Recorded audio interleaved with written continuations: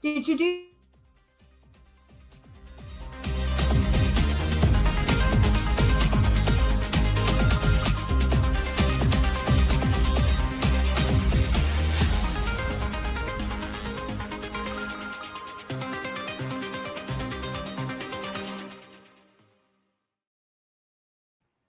You know that's recorded, Terry. Not that I care. I mean, I don't care.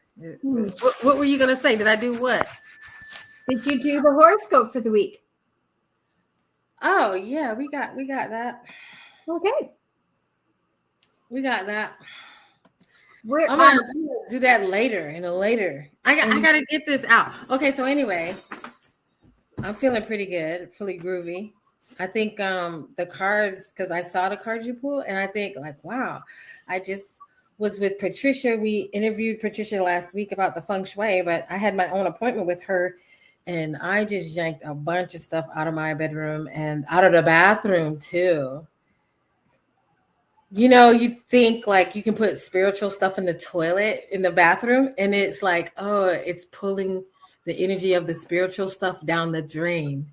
Yeah. Okay. So I was like, oh, so much. And then moving my bed away from the wall that's connected to the bathroom. Uh-huh. A lot of stuff. So many things. So anyway, even my son, he has bunk beds, and it's like, no. It's blocking his astral spirit. So it could be slowing him down with his progress. And I'm like, let's go to IKEA. So I got one pinky in. I went to IKEA, and then we went online and we looked at some stuff online. And he picked his bed out, and I have to hit the button. So I just have to hit the button. But nice. Yeah. Oh, I'm going to see Patricia on Thursday, so I'm going to hold off on a couple of things until then. Yeah. It's really interesting. I know for me personally, I was driving through this particular neighborhood today, and I had to go there to go to a store, and they're only on that side of town. And then I was thinking to myself, like, I don't like this neighborhood, and I couldn't even see myself like living over in that neighborhood again, like on that side of town.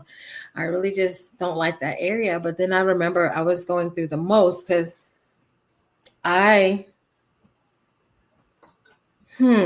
spirit was being drained by being over there, like constantly giving to people who were constantly taking, and then things being taken because people like taking. Anyway, I think y'all know what I'm saying. So anyway, and when I was standing there, so many people outside, and I was thinking how if someone is living over there, they might be thinking, and I know this amongst different people too, they think, I can't stand my environment anymore. And they think they don't like Earth. They think, oh, Earth life sucks. And I just want to, move on to the spirit plane, or they think they want to go, outer space or whatever, however they view life at the time. Because maybe they feel like, we want to shed this body and move on.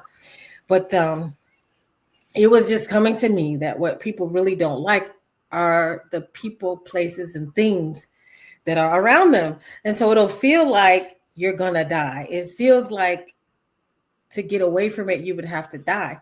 But what it is you really have begun to vibrate at a different level where these people no longer resonate with you, and you are doing a journey of self-actualization. Well, what you really need is to change your environment, which to be here and change your environment, it usually requires money. That's it. And so now I moved to a place where there's different people, places, and things.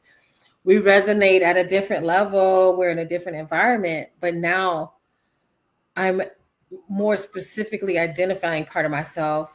If you know Maslow's hierarchy of needs, it's the self-actualization, because now I'm moving out of this place where I'm having to worry about safety and moving into a space of self-actualization. And I'm around better people, places, and things, but I don't necessarily agree with certain people's morality or their politics or their judgment.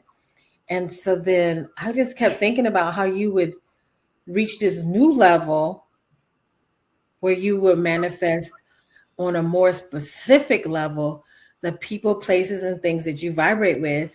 And you will travel more, you'll see different parts of the earth, and you'll start to connect more with people with your ideals and mindset that matches yours. So you will move on to a different group of people, places, and things. And so, where people think escaping life on this planet is what is the answer, it really is getting to the point where you are around people, places, and things that you resonate with. And I'm just to go a little further with that. I think when we are in tune, in touch with our higher self, then we will then resonate in the places that we need to. Our frequency will rise, and then we can't help but move to a different area. Something will happen that will make us shift into that frequency that's more aligned with our soul, and I think one of the things we can do is we can do it a simple affirmation or lead our life that we are living our soul's highest timeline, and like, and just leave it to the the sources that we connect with to just ensure that we're moved into those areas, instead of anchoring ourselves into that place that, well, I lived here for the last 40 years, I'm not moving. Well, if you're not going to move, then you've just said you're not going to move. And so then you're not moving in your highest timeline. So we have to be willing to make a move as well. That's so interesting, Terry, because you think about it, the planet originally was like this nomadic place, like nobody lived and died, and I'm talking a long time ago. You go where the water is, you go where the animals go. Water dries up. Now we do irrigation and we bring water to us, where before we would move along the lines where the animals and the water move, right? So then why were the animals moving, right? They're moving along with the energy of the earth, right? And so that willingness to go places that you've never gone to get the things that you need or that you never had, there was a willingness to take a chance, a willingness to take a risk. That is so funny, because I think we were talking about Flint. I talked about Flint. Like I don't understand the Flint situation, because I understand that people have jobs and people have, circumstances, but I always think about frontier people or people who live in other countries who come across and they're like, I'm going to put down everything I got and I'm going to risk it and I'm going to come here. That by chance I watched Little House on the Prairie, right? and they were like, they literally said, this was the first 3 minutes of the show. They said, Pa said that we had to move. And it wasn't that they lived a place alone. They lived with Caroline, his wife's family. And it was her parents and her sisters and brothers and their spouses. And he said, we're going to leave because we don't want to starve when winter comes. So to make it through the winter, we have to go now. Like, could you imagine in a wagon? And they had 3 kids in a freaking wagon. There's no gas stations. There's no food stops. There's no McDonald's. To get in a wagon and just go 1,000 miles to another state where you don't even know who lives there. There's no telephone to call ahead. And you're like, because if we stay here, we're going to starve. Well, I can tell you my grandparents came over from Eastern Europe at the turn of the 20th century, and all they left everything, whatever they had, and they had a trunk that they could take things with. They moved their whole, like my great grandparents moved their whole family with just a couple of trunks, came to the Canadian prairies, and they were said, "This is your piece of land." That was in the bush. And so then they had to clear the bush. That was it.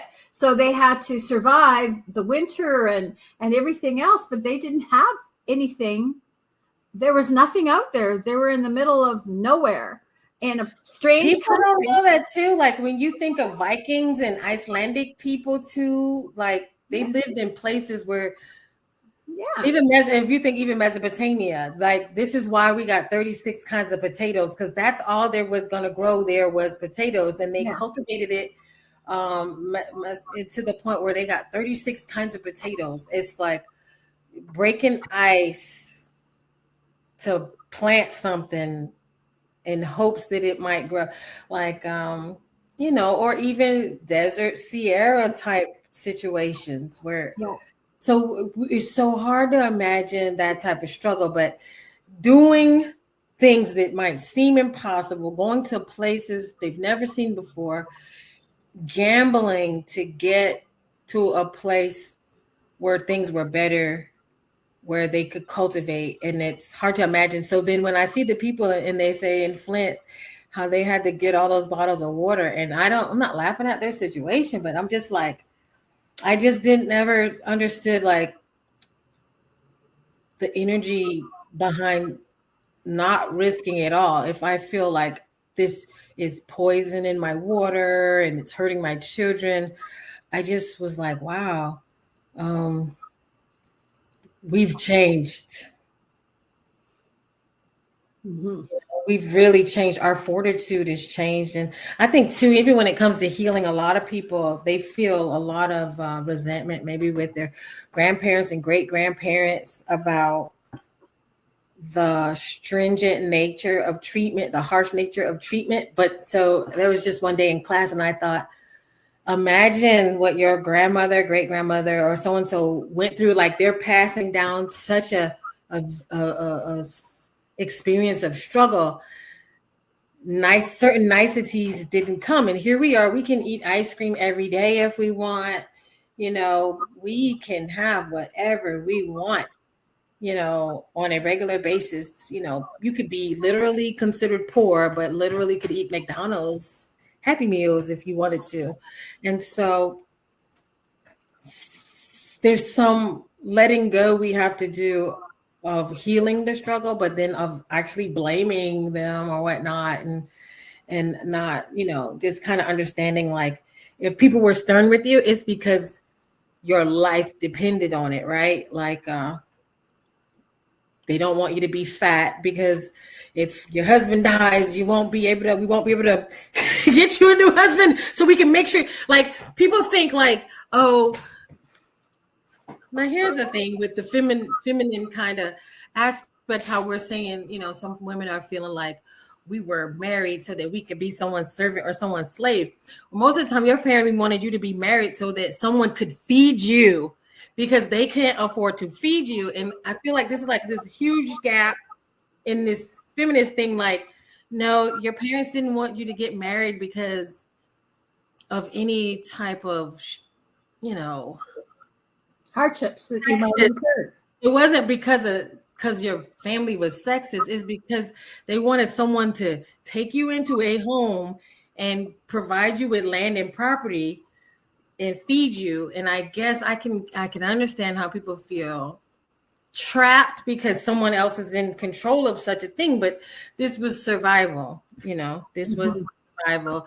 So I don't know, some of the visceral, you have to let go of some of the visceral and be like, well, they were on me about weight because they wanted me to survive. They were on me about being careful and being afraid of different cultures of people, because that was a part of survival. That even if you were in England, different clans in England did not mix with each other because they were fundamentally different. They had different ideologies, different ways of life.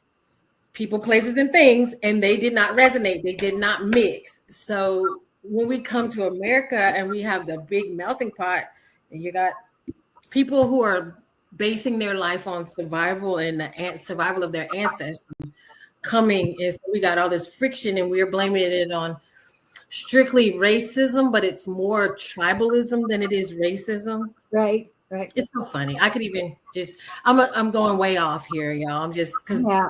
I And just I mean, we don't need to go there, but that's where it's all, you know, we divided things by religion as well. But the really religions really were more about tribal things too, because it was you had certain areas that had a certain belief system.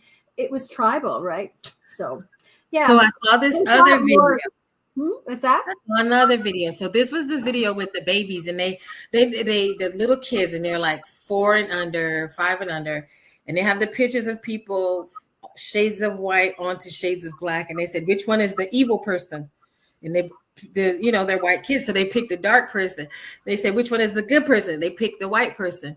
So then in the comments, this man said, yeah, now put black kids in the experiment and do the same thing. And they're going to point at the white kids when you say who's the evil person.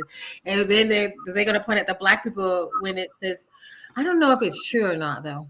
I don't know, because I think they did do that experiment, and the black kids might have still picked it. I don't know, but it was quite possible, depending on the kid that you use, that they would actually say that the white kid is the bad kid. I don't know. But then when he said that, and one of the things we have to realize is there's a mass consciousness, and there are certain thought forms that go into it, and we pick up its frequencies, and we pick it up, whether we necessarily believe it or not. We're going to pick up on the frequency of what's being broadcast out there. Yeah. But when he said it, I was like, oh yeah, that's probably really true. I thought about it, because it's more, we don't really think about tribalism as much. No, as we do color or race. So it is what it is. But and I'm going to just throw something out here that is probably going to be really controversial, and we don't need to talk about it. But what if we have so many different types of people because they came from different planetary systems? What if they're, what if somebody is from Sirius, and somebody is from the Pleiades, and somebody is from Andromeda?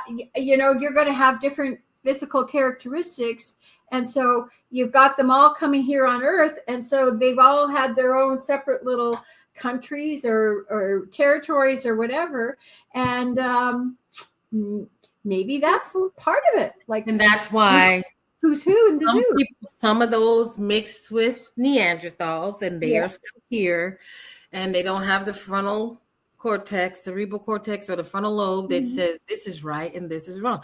Or, some of them don't have the God voice, or the information inside them, that, what do you call that? The inner voice, what do you call that voice? Where you talk, you literally talk to yourself and you say, I don't think I should do that. Yeah. Sort of that self-consciousness. Right. I forget what you call it. It's not called an inner voice, though. It's the inner voice. Yeah. It's a thing called talk. Anyway, it's something talk. But anyway, so there's people literally, you know what, when I figured that part out too, and what you're saying, then when you start understanding, okay, Homo sapiens, there's more than one type of Homo sapien, there's several kinds. When you start to understand that, there is different kinds of people, literally structure of their head, their brains, the way that they think, then I stop asking why we are so different, and then begin to accept, that person's just different. They are just different, and the way they think is different, the way they process information is different. Look at you, you're a visual learner, aren't you? Yeah. And remember, we did this thing, and then people want to tell me and explain things to me, and I'm like, I don't care what you say, how many times, I don't understand it when it comes to directions on certain things. And so our brains are just different, and we are different, and it's more different than just skin colors or so-called races. It's different. So anyway, that was a lot, but what it was about was resonating with people, places, and things, and moving on to situations where you can flourish by connecting to the people, places, and things, right? And I don't know, Terri, do you think these cards resonate with this conversation?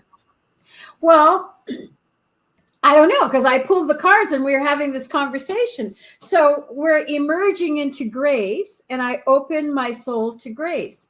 So I think when we're on this journey and we're no longer resonating, like I said earlier, we're opening up to our higher self. We're opening up to our soul. So, if you're feeling this way, then open up to your grace, open up to your soul. Because if you're feeling stifled where you are, that's a signal from your higher self that maybe it's time to start making some moves and making things different for yourself. And how do you do that? Emerging into grace. And what is that grace? Opening my soul to grace. And so it's like, show me what I need to know. Like, who am I becoming? And, like, if you're not feeling like you are fitting in anymore, it means that you are evolving. And so start having that conversation with that voice inside you, with that, connecting with your soul and inviting that aspect to show you something more. I'm on my highest timeline. What does that mean? Show me. Ask for things to open up to you so that you can recognize changes that you can make. And then the second one is opening to love, and my heart is open. You know what? That inner voice that we're talking about, that connection with your soul, the quickest way to find it is opening up to your heart. Open your heart, connecting with your heart, and opening to love. It doesn't mean only romantic love. It means love for yourself, because so many people, they want to evolve or they want to change, but they have to develop that relationship and fall in love with themselves. And that's not an easy thing for us to do in our society, because we are told, we're put down in so many ways. But you were born a sinner. You were born a sinner, and in sin you were born. And there is no good but God, like that. And I think about the Whitney Houston song, "The Greatest Love of All." What is that about? About loving yourself.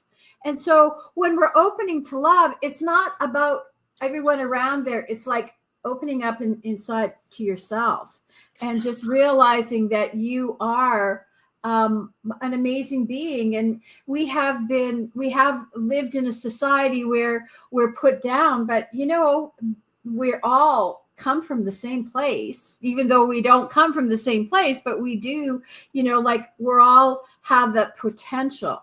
It's just, how are we going to connect with our potential? And so, connecting at the heart, finding that connection with yourself, and that's your soul, and you reach your soul through your heart. And then the next one is simplifying your life. I cherish the simple pleasures of life. And so there's that, we think that we're going to be happy if we have a 20,000 square foot house.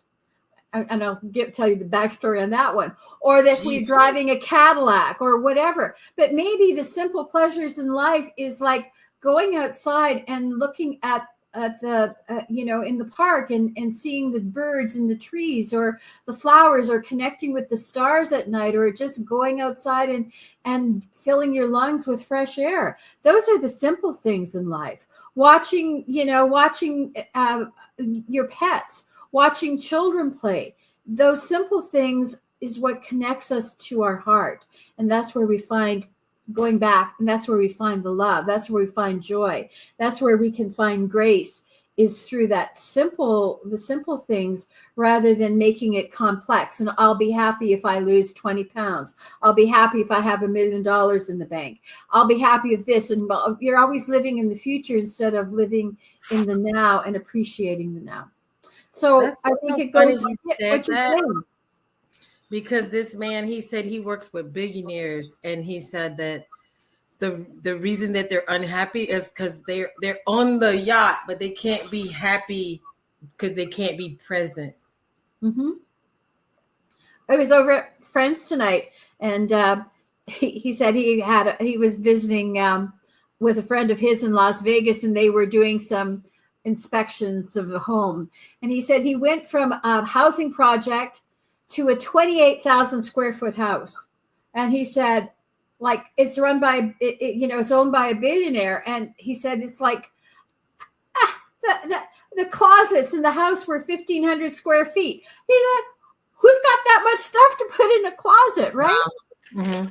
Yeah, they can afford it. So they're putting it out there, but who lives in this big mausoleum? It's huge.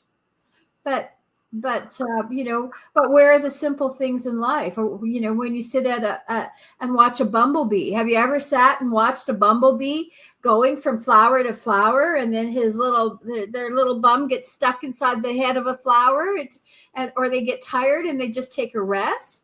Like, that brings so much joy to see something like that. And yet we often overlook those things, thinking that we'll find more joy in driving a Porsche than we are with going for a walk in the park. So anyway, so I think that the cards actually do reflect what we were talking about.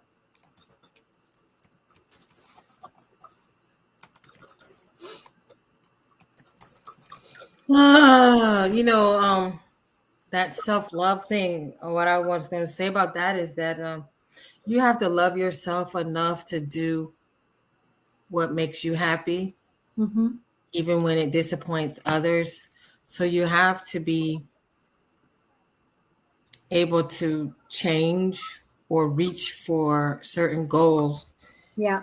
Though other people might not understand it, or they might not agree with it. I saw this other thing today, and it said, first off, people are going to ask you, why are you doing it? Mm-hmm. But then once you get it done, people are going to ask you how you did it. Mm. That's pretty cool, right? Yeah, that's very cool. Yeah. I'm looking for this forecast. Yes, well, this week we have a full moon and we have a total eclipse on the 13th, 14th. Yeah. And it's the first, so it's a very powerful moon. It's with a eclipse, it amplifies the power of a full moon. So this is a good time to simplify your life and bring in the new energy of that's coming in. Like just before the spring equinox. Okay, I see what happened. We did this for up to the 11th. 11th. How you know all that? I just have a good memory. I'm a Libra. Good night. I need to take that class. Yeah. So this is airing on Tuesday. So from the 11th on till the following week. You're going to be busy flying around the world doing amazing things. And so she will not be here for Tuesday. So we're doing this on Sunday night. That's why. Daylight savings time, y'all. Did you know it was daylight savings time? Did you not know it was daylight savings? Not until I got in my car and I was coming from the store and I was thinking, I got plenty of time to get to the grocery store. And then I was like, oh no, looked at my phone and realized, thank goodness the phones change on their own now. Yeah. Because that saves me. So you didn't really lose an hour of sleep today because you didn't realize that you had to jump ahead an hour. You're right. I slept later than I have slept in a while. I slept late. I think my body was getting used to whatever it is that I did to the house. Mm. Right. And it was like, yeah, are you used to this? I moved so much stuff around that I was too excited to go to sleep. I just was like, oh, this looks so cool, but how is this working? Mm. Exactly, right? I was really a bit overwhelmed by it. Let me see. Okay, so this forecast. Are we here yet? Forecast. We got a hiccup. Okay. So let's start with Wednesday. Or should we recap on Tuesday? Well, I'll recap on Tuesday if you got it there. Okay, I'll say recap on Tuesday. So Tuesday the 11th, the planetary aspect of the sun is conjunct in Saturn in Pisces, emphasis on discipline and responsibility, the implications, time to rule or address duties and solidify foundations. You may feel a sense of restriction. Use this energy for constructive purpose. Who's going to feel this the most today? Pisces, Capricorn, and Leo. The overall energy is communication with Mercury entering Aries. Expect more direct and assertive changes. In relationships, Venus retrograde invites reflection on personal connections and values. Initiatives, the Sun and Mars trine provides a boost for starting new ventures. All right, so Wednesday the 12th, the sun is conjunct Saturn in Pisces. Okay. Energy shifts, the sun aligns with Saturn in Pisces, emphasizing discipline and responsibility. Pay your bills, y'all. Pay your bills and be responsible.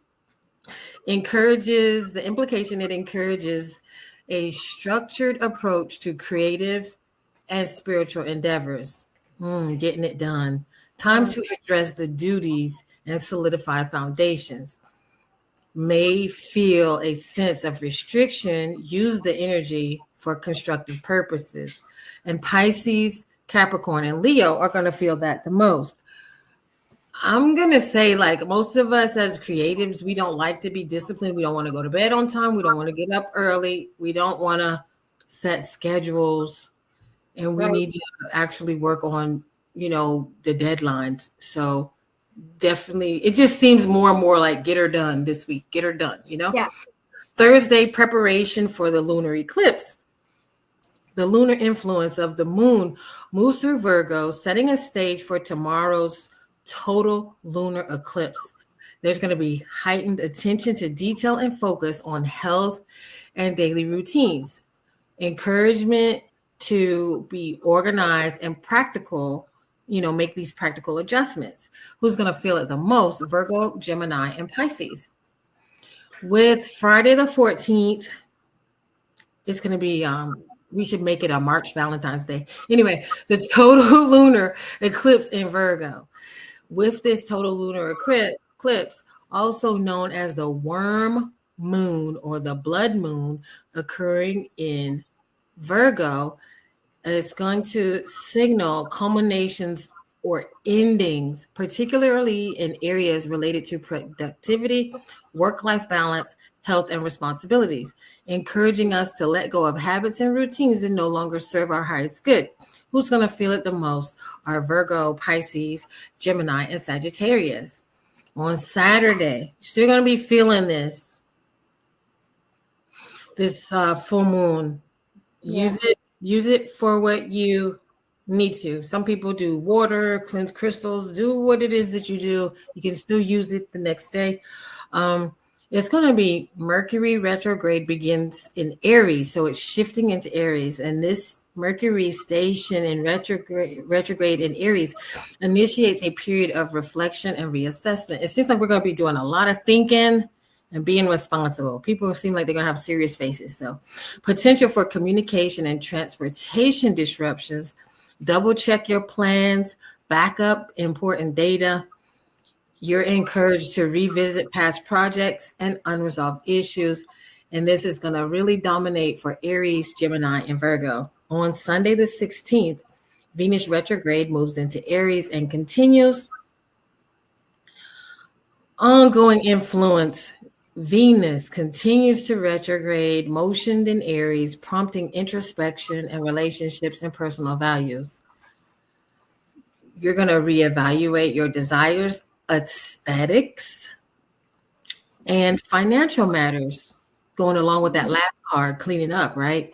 Possibility of reconnecting with past relationships or considering the current ones. That's going to affect Libra, Taurus, and Aries. It's interesting because we're all ruled by Venus. So on Monday the 17th, the moon is in Libra. So the lunar influence of the transition into Libra emphasizes harmony and balance because we're just cool like that. And we're going to get time to focus on partnerships, diplomacy, and aesthetics.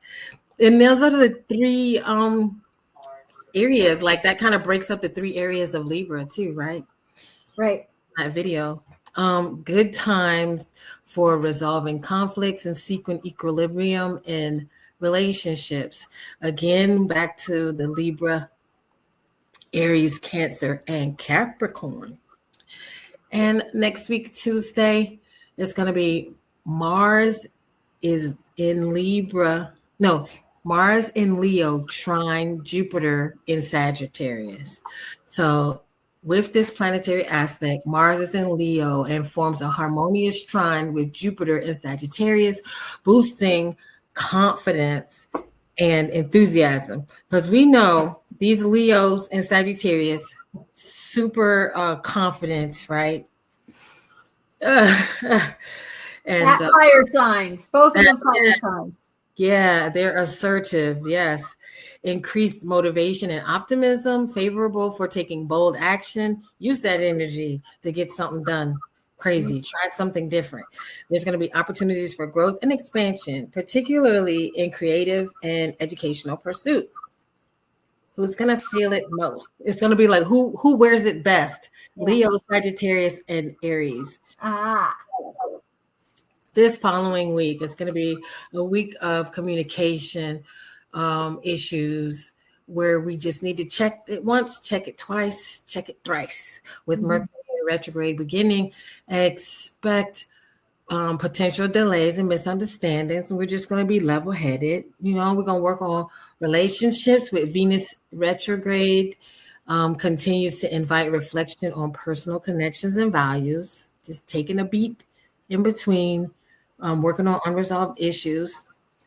With Mars and Jupiter trine provides a boost for pursuing new adventures and ventures and embracing opportunity. And that was a lot. But Virgo, I think I could do the news, don't you think? Or the weather? Yeah, you could.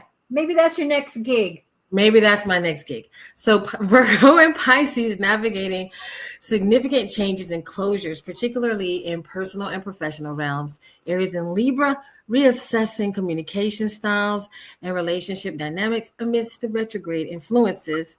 And Leo and Sagittarius harnessing the dynamic energy to pursue ambitions and expand horizons. So this week encourages embracing transformation, practicing mindfulness, and reflecting on your personal values.